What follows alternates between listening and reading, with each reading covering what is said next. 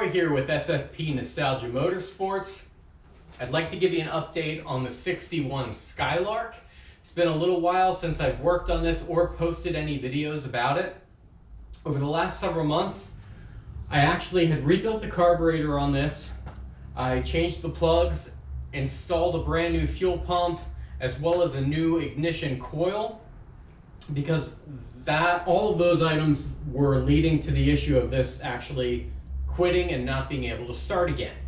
So all of that put aside and wrapped up, we did actually have a brief moment of victory where this thing started right up. All right, try starting it. Okay,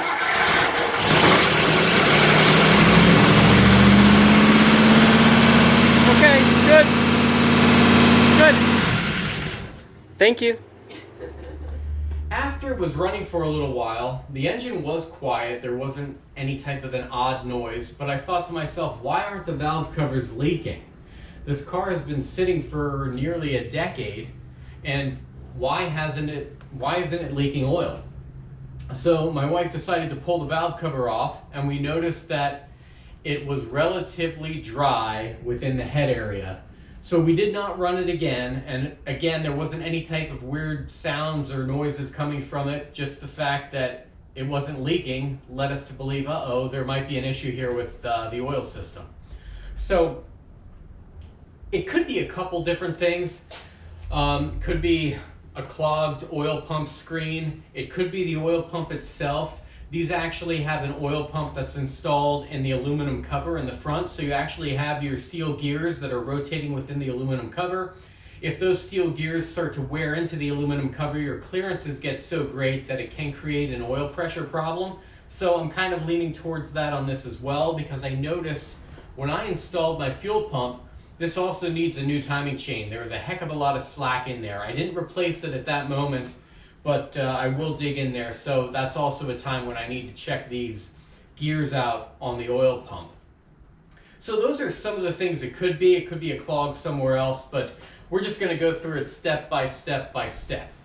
But before digging into this, it dawned on me, this car here, I get more questions about on social media than any other car I know, including the Chevelle and the Ford Falcon. This is the one that more people have questions about and seem to want to see more of. I think it's just because it's a peculiar body style and people really don't know what exactly it is. So the 61 through 63 Buick Special and Skylark are based on the Y-body platform. That is a unique platform. A lot of people, when they hear Y-bodies, they think of later model Corvettes. Actually, the Y-body name was used earlier in the 60s, starting with 61 and the Buick Skylark, also the Oldsmobile F85 and Cutlass, as well as the Pontiac Tempest and Le Mans. You'll also hear many people say that the Y-body is based on the Corvair. Actually, there's a lot of arguing there. First of all, the Corvair is based on what's called that's the Z platform. Now you will notice when you look at one of these cars and you'd have it parked next to a Corvair, there are some similarities there, but it is a different platform, even though some of the ideas and constructions might be similar, such as all of them are unibody constructions. They are not sitting on a frame. It's frame rails incorporated into the floor pans, making it a unibody, all one unit. Also, some of the things that are very different with these cars are the fact that a Corvair has an engine in the rear. I mean, I think most people know that. The transmission's in the back also on the Corvair, nothing up front. When all of the Y-bodies incorporated an engine up front, but some of them actually went separate directions there with transmission location and also drivetrain in general and suspension setups.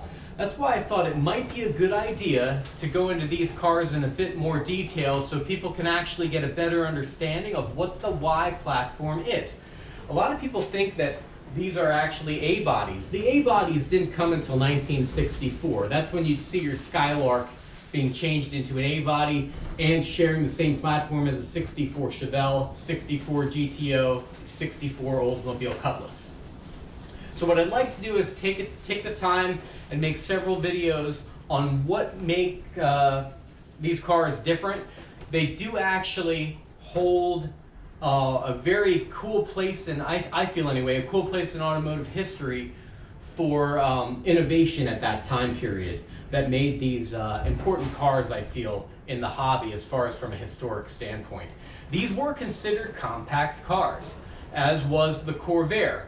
The Corvair was geared more towards a European feel, when I feel like the Y-body, the Buick, the Oldsmobile, and the Pontiac were geared a little bit more towards, it might be a European feel in some cases, but it's geared more towards the Grand Touring type cars that were out in that time period. It is kind of funny. Look at an early 60s Maserati, an early 60s touring type Ferrari, and you'll see some little bits and pieces that were picked up by General Motors that they incorporated into these cars here. It is kind of funny. It may seem a little far-fetched, but it really is the direction that they were going, and kind of like the target market. I think these were also targeted for like luxury, at least the Buick, luxury, but also had a performance aspect to it, which is what you saw with a lot of the Grand Touring cars of that time period. Now, those attributes are probably what also ended up killing the platform. So I'd like to do a few videos where I cover not only the body style and some of the attributes there, but I'd also like to dig into the drivetrain, because there is a lot of misconceptions out there and misinformation about the engine, transmissions, and rear ends of these cars, and suspensions that I'd like to cover and hopefully clear some of those things up for everybody, because who knows, you might be in the market for one of these, and these cars are actually still very reasonable cars to purchase. It's just you need to have an understanding of what you're getting into before you actually make the buy. Otherwise, cars like the Y platform that are very unique can also cause a lot of challenges with restoration, with finding components, and can be one of those cars that you could really lose momentum on fast. So feel free to follow along with the next several videos as I explain some of the details, idiosyncrasies of the Y body, and show you exactly how innovative these cars actually were and how they have their place in automotive history. Thanks everyone for watching, and please hit the like and subscribe button if you want to learn more and follow along with all of my videos. Thanks again, take care.